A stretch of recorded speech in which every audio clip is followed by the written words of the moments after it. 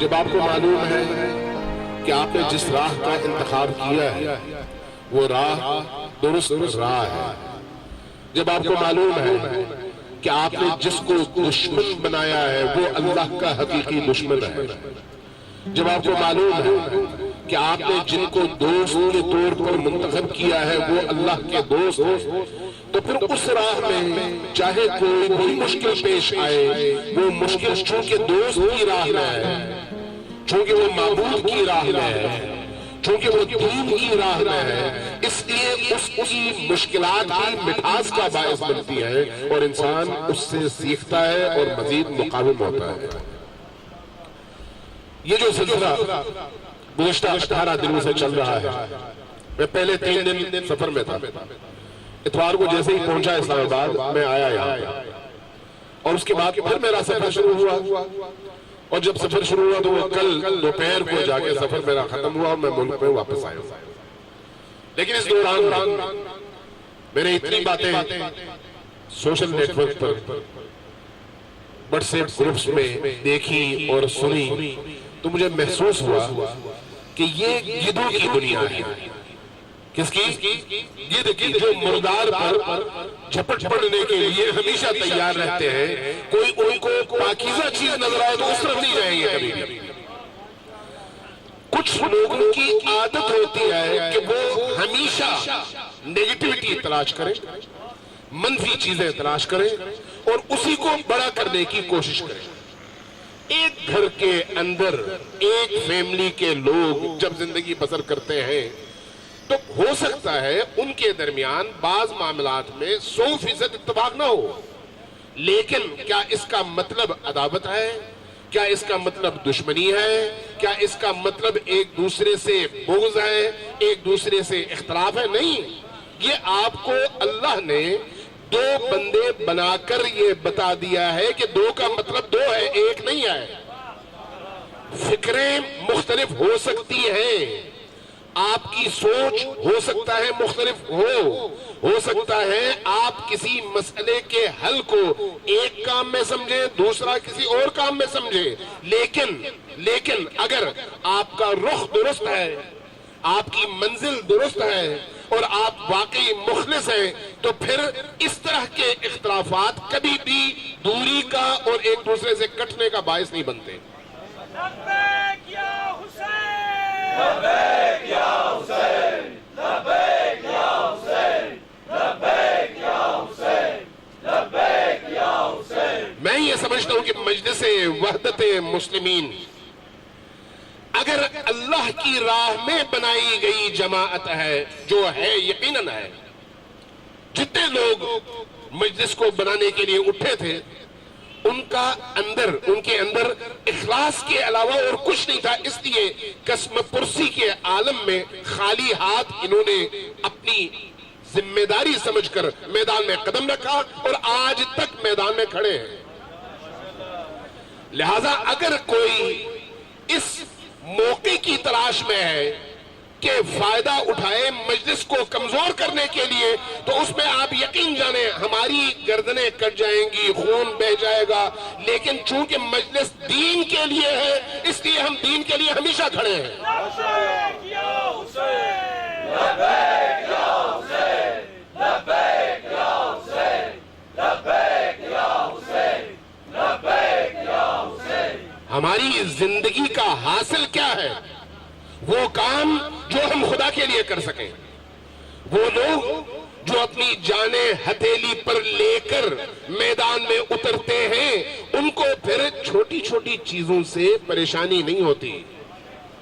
اس لیے یقین جانیں کہ جب ایک فیصلہ ہو گیا کہ آپ نے بھوک ہڑتال پر بیٹھنا ہے تو پھر بیٹھنا ہے۔ کب تک بیٹھنا ہے؟ جب تک آپ کے مقاصد پورے نہیں ہوتے۔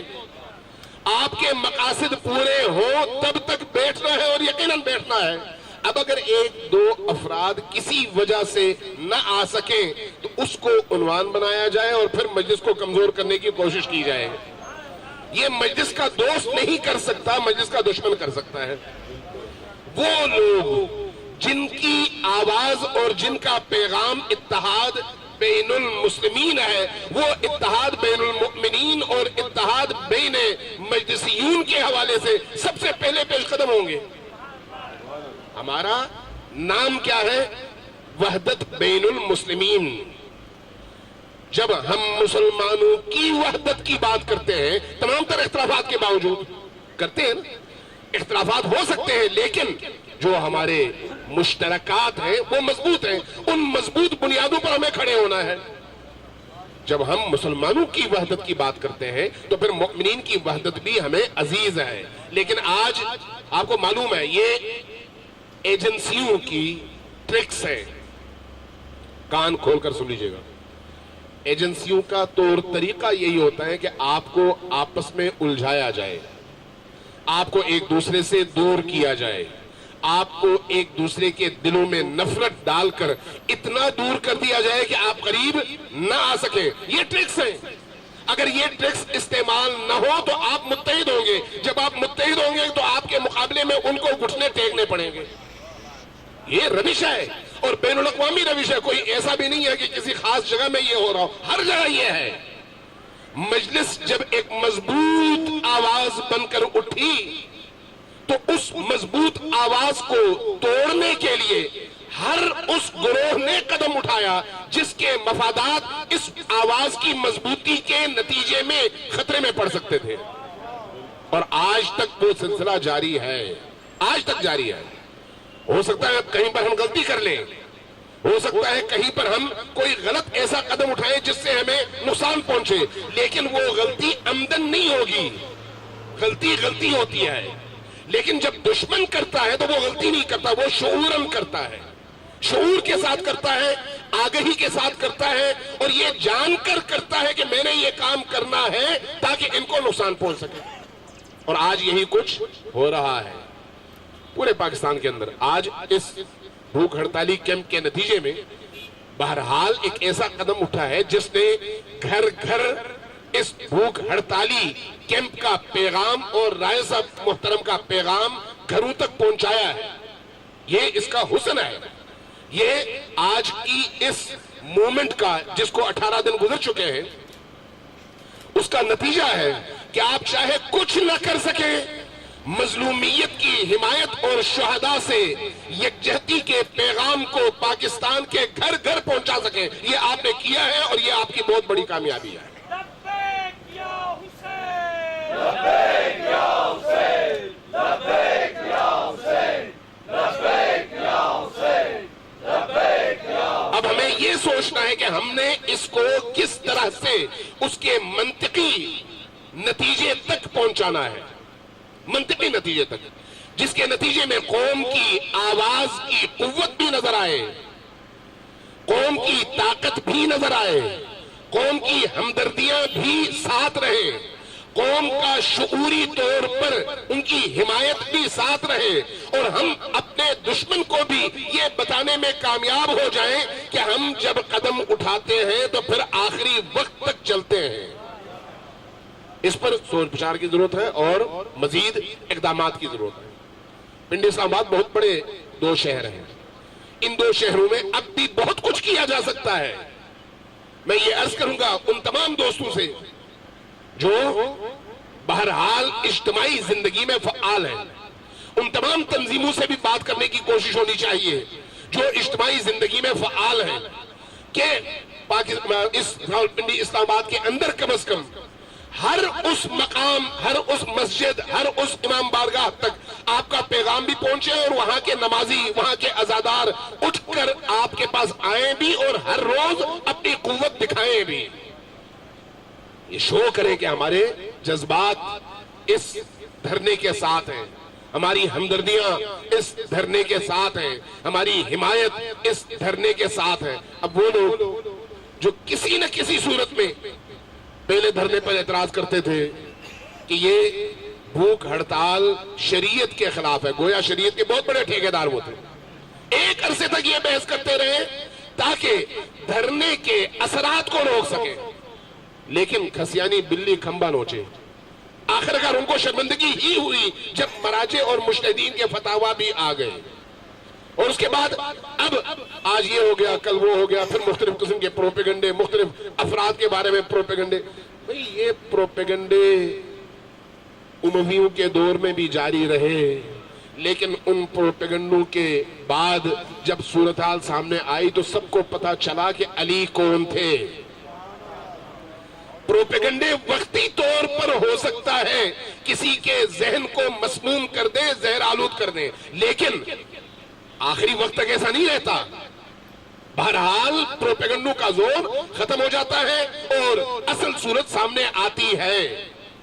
مجلس ایک زمینی حقیقت ہے اور شیعہ قوم کی بیداری کا سب سے بہتر اور سب سے مضبوط ذریعہ ہے.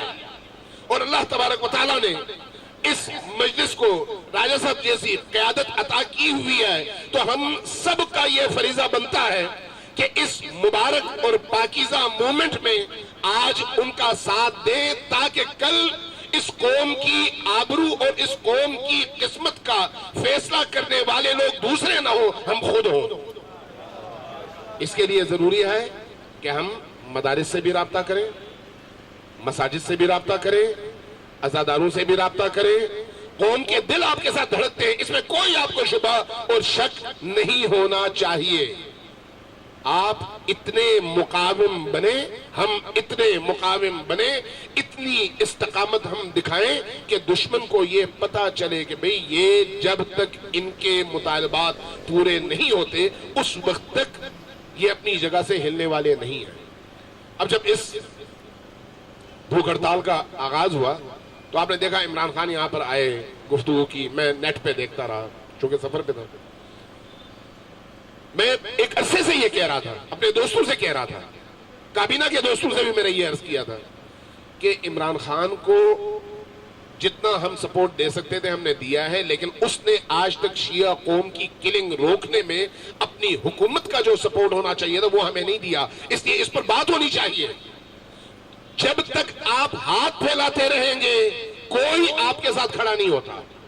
جب آپ لوگوں کے ذہن بنائیں گے اور میدان میں کھڑے ہوں گے تو پھر ہر ایک آپ کے پاس آئے گا، جیسا کہ اس پورے 18 دن کے عرصے میں ہوا ہے. اور آپ نے دیکھا کہ بڑی بڑی جماعتوں کے لوگ آپ کے پاس آئے اظہار ہمدردی کے لیے، یہ کہنے کے لیے کہ ہم آپ کے ساتھ کھڑے ہیں. لہذا ایک زندہ قوم کی حیات کا مظہر بننے کے لیے اس طرح کی ایکٹیویٹیز سوچ کر سمجھ کر منصوبہ بندی کے ساتھ اس کے تمام تر پہلوؤں کو سامنے رکھتے ہوئے کرنا بہرحال ضروری ہے. اور اس میں ہم سب ایک ہیں اور انشاءاللہ تعالیٰ ایک رہیں گے، چاہے بدخواہوں کو جتنی بھی خواہش ہو کہ ہم ٹوٹے اور ایک دوسرے سے جدا ہو، لیکن انشاءاللہ تعالیٰ وہ دن کبھی بھی نہیں آئے گا. ہم ایک دوسرے کے ساتھ کھڑے رہیں گے، ایک دوسرے سے تعاون کرتے رہیں گے اور مجلس کے مقدس اہداف تک پہنچنے تک انشاءاللہ تعالیٰ میدان میں کھڑے رہیں گے. لبیک یا حسین، لبیک یا حسین، لبیک یا حسین، لبیک یا حسین، لبیک یا حسین. مجلس کسی فرد کی ملکیت نہیں ہے، قوم کی ملکیت ہے. اور جو قوم کی امانت ہے اس امانت میں اگر کوئی شخص اس کو کسی بھی حوالے سے نقصان پہنچاتا ہے تو وہ خائن ہے اور خیانت کرتا ہے. لہذا ہم نے اس قومی امانت کی حفاظت کرنی ہے اور اس کو طاقتور بنانا ہے. والسلام علیکم ورحمۃ اللہ وبرکاتہ.